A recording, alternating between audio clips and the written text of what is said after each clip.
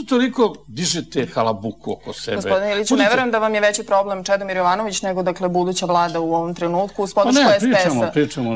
Dakle, s obzirom na poslednje poruke Evropske unije, koji su izrazili zabrinutost iz onoga što je poručeno iz Sjedinjenih. I naravno, to je vas sve delo. Vi ste nam oteli mandata. Vi ste dali državnoj bezbednosti da obezbeđuje poslanike. Dobro, gospodine Iliću, to je više puta bilo reći u emisiji. Želim jednu stvar da vam kažem. Parlament mora da bude fabrika zakona. Parlament u kome sam ja bio... Ali 3 godine niste promenili Miloševićeve izborne zakone. Milošević izborne zakone. Tačno, parlament koji sam ja vodio je, u kojem sam vodio parlamentarnu većinu je bio najproduktivniji parlament društava u tranziciji. Najproduktivniji. I za nas je ostalo 80 zakona. Glasalo se i levom i desnom rukom. Videli smo, pa tačno, videli smo kako vi glasate. Pa naravno. Videli smo kako ste efikasni, koliko poštujete procedure. Što se mene tiče, ne možete da nas udarite ispod pojasa pa da se žalite što smo ostali na nogama. Ne možete da bežite iz Skupštine i da tražite od nas da poštujemo propise. Ili propisi važe za sve, ili ne važe ni za koga. I meni je žao što je to tako, ali život u Srbiji je jako isključiv. I naš parlament u kojem sam ja bio poslanik, je parlament koji treba poštovati, jer je puno toga uradio. Mi smo ostavili dobar poslovnik o radu. On poslanicima omogućava da nastave da rade ono što je za našu dušu najvažnije, da donose zakone. Taj novi, pa zato što je pobedila vaša politika i u mojoj stranci.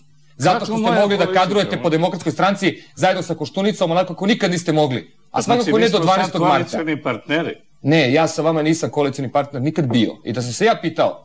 Pa većina vaša je koalicioni partner. Pa to ćemo, tačno, većina jeste do nekog narednog glasanja. I ja čekam to glasanje. I moj problem je samo u jednom. U tome što će tada pobediti, zato što je Srbija naknadno najinteligentnije društvo. Naknadno sve znamo. Pa možemo da pričamo o Miloševiću kao našem problemu, ali da se ne sjetimo miliona sa Gazimestana, miliona onih koji su glasali za gospodina Vučića, što je on sada ovde paradigma nečeg što je samo po sebi loše. On je radio ono što je društvo podržavalo, čini mi se. Ne, Srbiji treba dobar izgovor. I zbog toga je danas naš problem u tome što nema autoriteta. Koga ćemo optužiti za ono što ne valja? Pa Miloševića. Koga ćemo? Čedomira Jovanovića. O čijem obezbeđenju? O njegovom da ne bi pričali o mom. To je tako. Ali budite svesni u jedno. Verujte u jednu stvar. Život vam je napisao redosled poteza. Ili ćete ih poštovati, ili ćete uništiti taj život u Srbiji. I to je paradoks naše politike. I vi očekujete da ćete u toj vladi naći nešto što je samo po sebi grandiozno, ali ne, vi ako hoćete da budete ministar koji će baviti železnicom, morate da je restrukturirate, imate zakon, morate da otpustite ljude. Moram da vam kažem, jeste jedinu ruku iskopali kraj Čačka i sa popovima okadili. To ste uradili od ovog društva. Hvala vam na savjetima, meni je izuzetno zadovoljstvo što ćete vi meni dati dobre savjete, ja ću stvarno poslušati. Ali ja mislim da vi, pošto imate mnogo iskustva i mnogo znanja i mnogo ste uradili za Srbiju, sad pošto ste otišli u političku penziju, sedite, napišite memoare, evo, svi ćemo mi to čitati, ja mislim da će to biti dobro. Idemo, pošto je ostalo još malo vremena do kraja emisije. Gospodine Jovanoviću, naveli ste Hag kao mogući element problema sa međunarodnom zajednicom, dakle šta je ono još što eventualno vidite kao mogući problem u saradnji ove vlade uz podršku SPS? Postoje samo dva elementa, nažalost. Mi nemamo ispred sebe širok izbor. Postoje dva elementa koji presudno utiču na transformaciju našeg društva. Jedan element je ekstremna podrška sveta. Ja ne govorim o pravednom odnosu sveta, jer nemojte o tome da tražite pravdu. Zapad ne bi bio zapad da ne misli prvo o sebi. Ne pričamo o tome. Ja vam govorim o nešto što je vrlo jasno. Ekstremna podrška i razumevanje sveta. Recimo otpis 2/3 duga. Što bi vam neko otprostio 2/3 duga? Morate da ga uverite da je to i u njegovom interesu i u vašem, i u redu. Znači, ekstremna podrška međunarodne zajednice sveta i drugo, ekstremna podrška našeg društva, spremnost društva da se žrtvuje, da plati cenu, da vidi smisao u tome, da kažemo mi smo ta generacija koja će se mučiti. Znate ga ja pričam o tih 200 godina koje sada ovde parafrazira i karikira gospodin Vučević. Ja vam pričam o tome da mi danas živimo u Srbiji koja za 200 godina nije imala nijednu mirnodopsku generaciju. Ja vam pričam o 90% ljudi ispod 30 godina koji nemaju ono što je rekao Ivan. Nemaju rešeno pitanje zaposlenja, nemaju rešeno pitanje stanovanja, ne znaju šta će biti sutra sa njima jer ne vide perspektivu u tome. Kada živite u normalnom društvu, živite u društvu koje je opterećeno problemima, recimo u Italiji, ali znate šta će se desiti za 10 godina?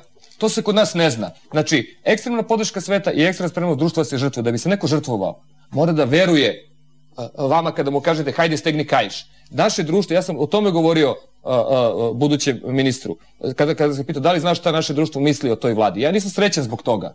Ja želim da se u ovom društvu menjaju vlade tako što će doći, uvek dolaziti nove koji će reći mi još više možemo da vučemo. Kao Mađarska. Tu se promenila ideologije, opcije. Danas u Evropu Mađarsku vode reformisani komunisti. Nisu oni rekli, ne, nije Međeš rekao idemo u Kijev, u Minsk.